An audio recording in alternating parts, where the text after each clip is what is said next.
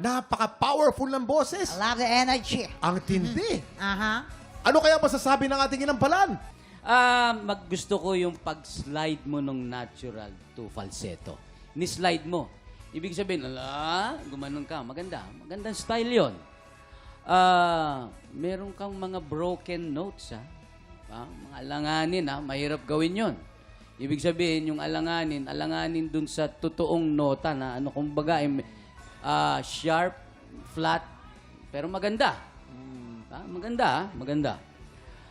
Although, may napuna lang ako, yung putol mo nung isang salita, dapat wag mong gagawin yon. Wag mong uulitin. Mas maganda kung bubuin mo yung feeling.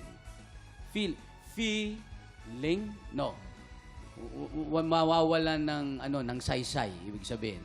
Buuin mo yung feeling. Overall, very powerful ang iyong rendition. Nice. It was a very dynamic performance. You took your time sa simula. Parang yun nga, parang akala namin, ay, ito na ba yun? Tapos biglang, boom! Halimaw pala to sa bandang dulo. Talagang bumubuga siya. So it was dynamic, but also theatrical because of the way you expressed with your gestures and even your vocal projection was very theatrical. Now, the only thing that's medyo mahirap sa ganung performance, kapag hindi mo siya na-sustain. And true enough, there were some parts where I felt like the energy dropped. Because nung gumanon ka, hindi gumanon yung music. So parang medyo na-caught off guard ka doon. Tama ba? Tama ba yung naramdaman ko na pag ganun mo, shook! Ba't tumutuloy yung music? So that kind of caught you off guard. But still commending that you tried to push through the performance. You pressed on the projection hanggang sa dulo. So kung meron lang ako matitip sa'yo, yun ay, if you decide to do a theatrical approach, kailangan mag-devote ka talaga doon, mag-commit ka doon. Whether ano man ang mangyari, I'm in a different world, I'm a different character, and I'm gonna pull it together. So yun lang yung tip ko sa'yo. Aba. Pero siguro ako yung movement, medyo na-overdo mo. Tumitingin ka dito. Parang try to pause lang, na parang dito muna. Tapos parang may timing din kasi yung movement while we are singing.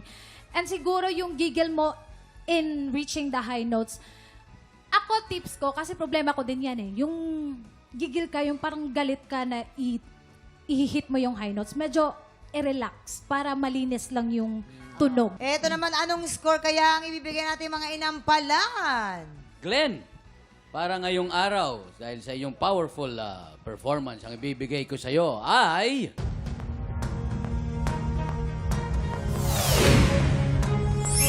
4 stars ang binigay ni Renz. Glenn, based sa performance mo today, ang stars na ibibigay ko sa'yo ay...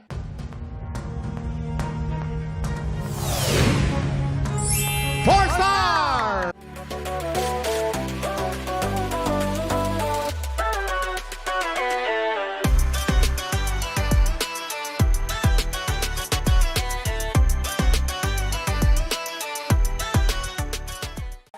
Tropa, pinanood mo hanggang sa dulo itong video na to, very good ka! For more happy time, watch more TikTok Lock videos on our official social media pages and subscribe to GMA Network official YouTube channel.